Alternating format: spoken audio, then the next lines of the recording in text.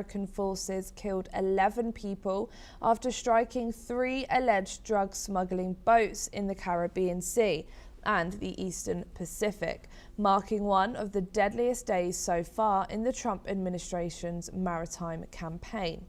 The strikes carried out by US Southern Command bring the total number of deaths from similar operations to at least 145 since September, when US President Donald Trump ordered action against people labelled as narco-terrorists.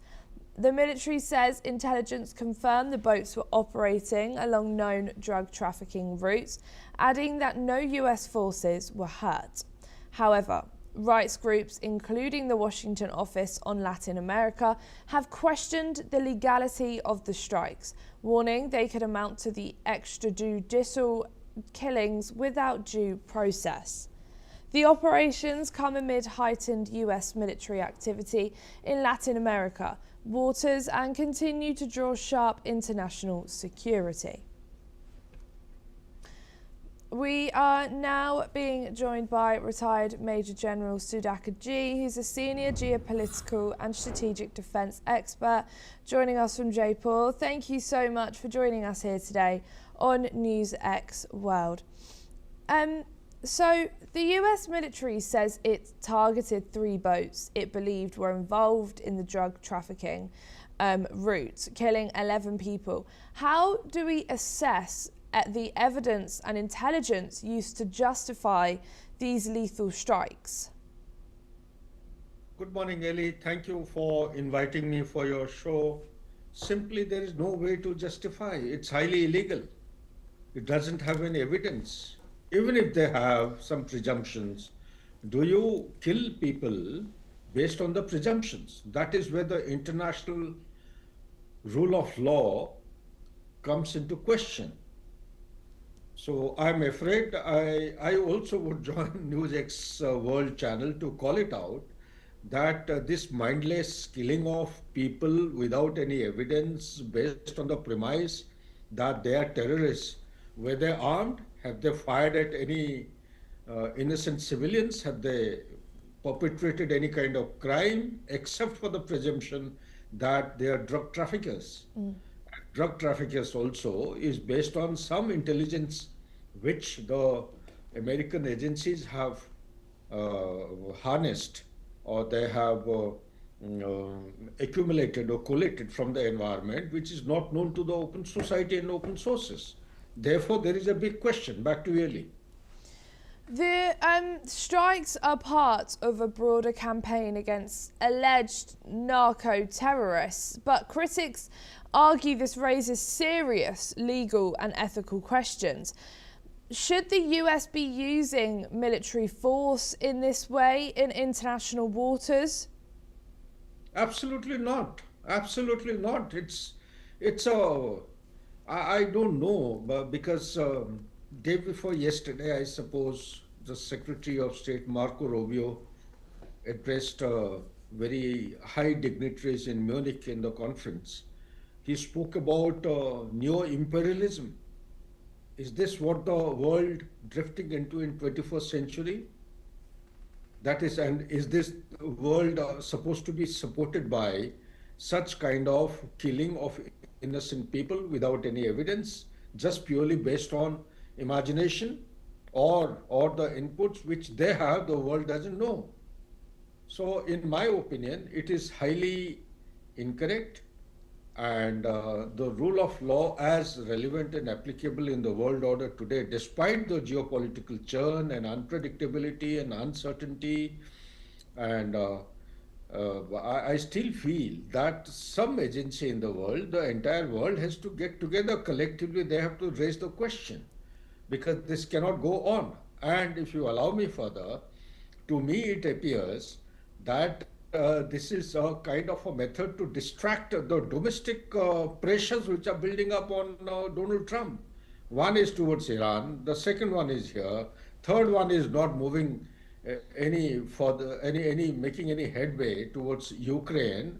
These are the promises, the two of them that he promised to bring an end to the mindless conflict was the Ukraine war and the conflict in the Middle East. Nothing is happening. substantive kind of progress has been made. So to open up a new front is mere a question of, I would say, distracting the domestic constituency so that the survival of the political authority continues without any questions of accountability. The last point I have is, well, the superpower has done many such kind of killing of people in numerous campaigns, whether it is Vietnam or Afghanistan or Syria or Libya.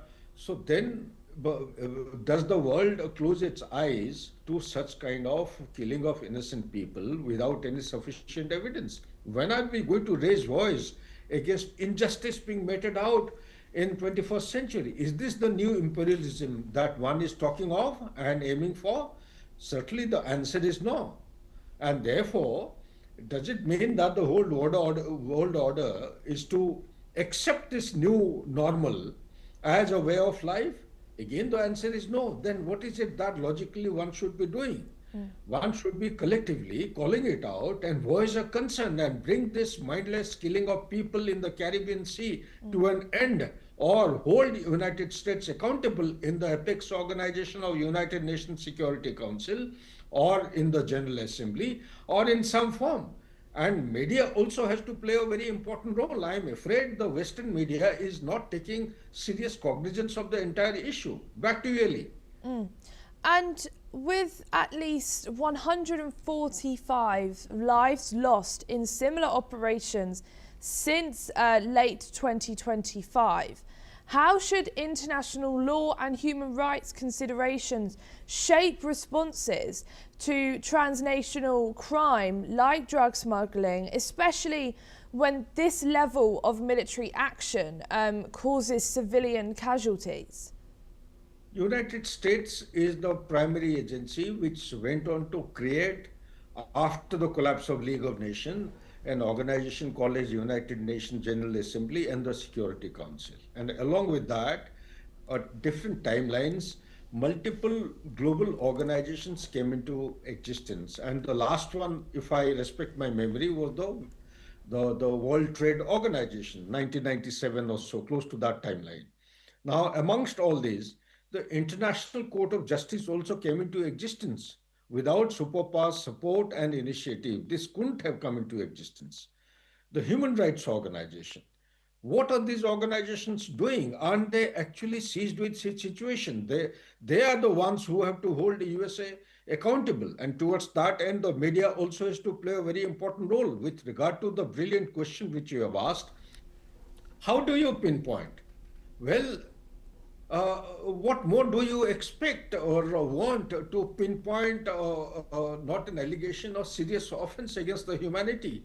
Here, people moving in one or two or three boats, they straight away they are being engaged with precision-guided lethal weapon systems. They are being destroyed. There is no chance to afford them any kind of opportunity to defend themselves. The rule of law always provides an opportunity for the accused to defend himself. You have not given a chance to these people. You have based your military actions based on presumptions of drug trafficking, and mindful of the fact that Venezuela, as on today, going by the latest articulations in the United Nations concerning agency, is not one of those circuits which provides drugs. Drugs are being provided through Colombia, through Mexico, into USA. I'm talking about fentanyl. What is coming from Venezuela, maybe at a pinch, maybe the cocaine, 250, I'm told, tons of cocaine has been supplied in the previous year. And the value of it, 1 ton, is around 25 billion. If that is true, and if it is supported by evidence, well, that could possibly become one of the reasons. And Maduro has been picked up middle of the night. He's been hijacked along with his wife. This is a very serious criminal offense that we can expect in the rule of law. So all this put together, it is very difficult to actually come to a solution as of now, because it's a serious subject. It is mounting by the day and going on into extreme situations. This must be brought to an end. First, we must adopt a solution spectrum. The solution spectrum should be contain, counter, and contest. Containment would have firstly stop wherever it is, no further engagement of such kind of movement of boats without sufficient proof. That is how we contain it. We stop United States from engaging militarily, one. And how do you counter it? To counter it, it is a medium-term kind of an option. You must have media, you must have global agencies coming together, you must have the leading economies, you must have the global south coming together and speaking in one voice. And last but not the least, there is the International Court of Justice which must actually play its role. Back to Yeli. Thank you so much, Sudhakji, but don't go too far as we will be coming back to you very soon. US Energy Secretary Chris Wright says the world needs to concentrate on its current energy needs as net zero was never going to happen, and that all the current climate policies aren't doing anything to move the needle on climate change. He also stated that the climate cult has weakened Europe, driven up energy prices and moved jobs to Asia. He has added that it has reduced economic opportunities for Europeans, made it harder to pay their bills, and has made them very dependent on Russia. Let's in fact listen in to what the US Energy Secretary had to say. The Paris net zero thing, like net zero is never, 2050, that's never going to happen, never was going to happen.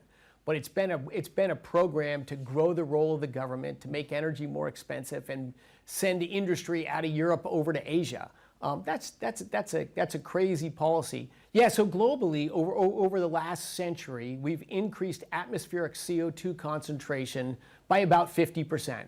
That's been sort of a side effect of the modern world. We're radically wealthier, we live longer, we have dramatically more opportunities.